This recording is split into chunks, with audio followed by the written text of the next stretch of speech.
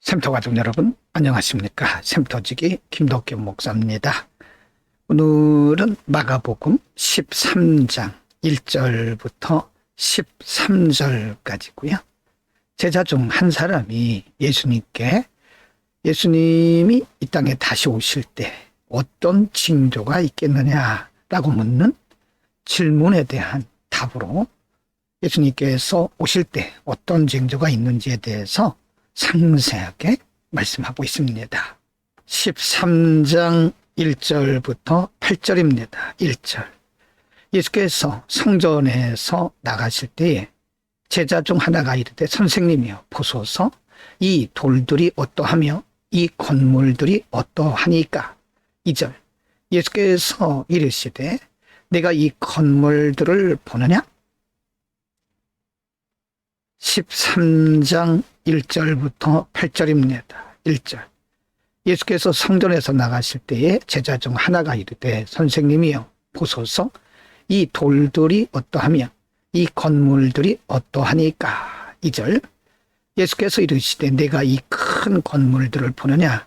돌 하나도 돌 위에 남지 않고 다 무너뜨려지리라 하시니라. 3절입니다.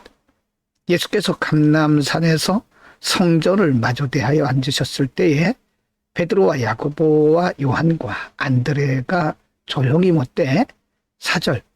우리에게 이르소서 어느 때에 이런 일이 있겠사오며 이 모든 일이 이루어지려 할 때에 무슨 징조가 있사오리까. 5절. 예수께서 이르시되 너희가 사람의 미혹을 받지 않도록 주의하라. 6절. 많은 사람이 내 이름으로 와서 이르되 내가 그러하여 많은 사람을 미혹하리라. 7절. 난리와 난리의 소문을 들을 때에 두려워하지 말라. 이런 일이 있어야 하되 아직 끝은 아니니라. 8절. 민족이 민족을 나라가 나라를 대적하여 일어나겠고 곳곳에 지진이 있으며 기근이 있으리니 이는 재난의 시작이니라.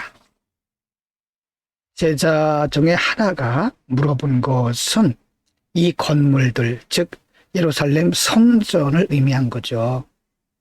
예루살렘 성전이 무너질 것을 예수님은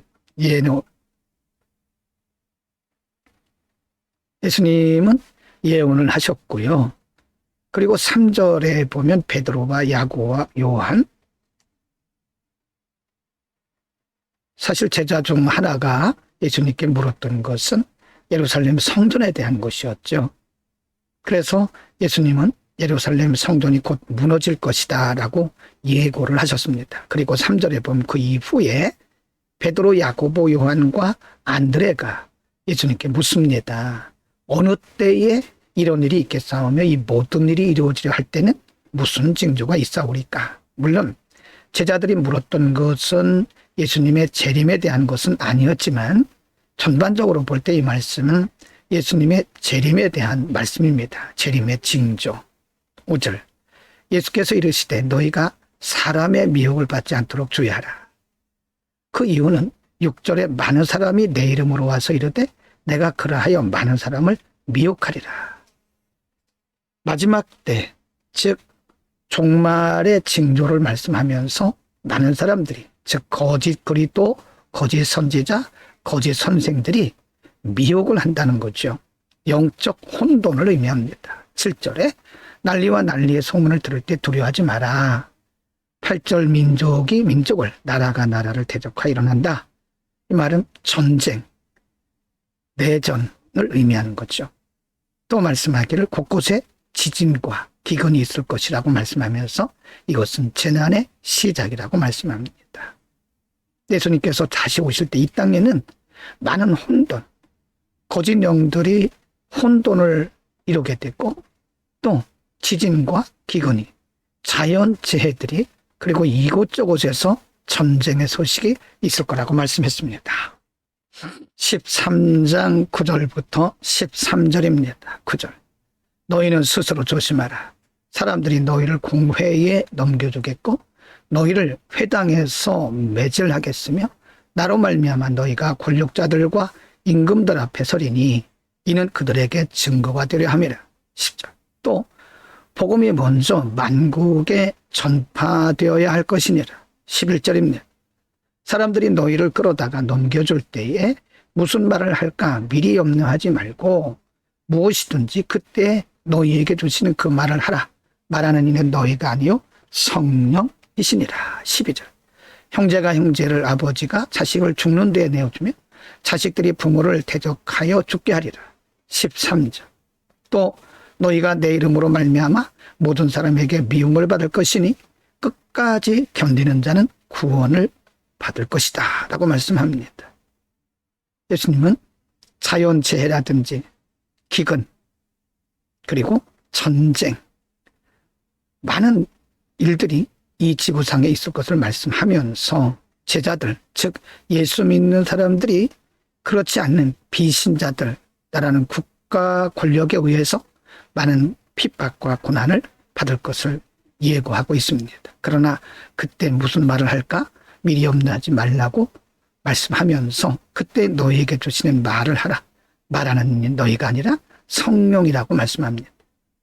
심지어는 형제가 형제를, 부모가 자식을 죽는 데 내어주면서 많은 대적과 어려움들이 있을 것이나 끝까지 견디는 자는 구원을 받을 것이라고 말씀하십니다.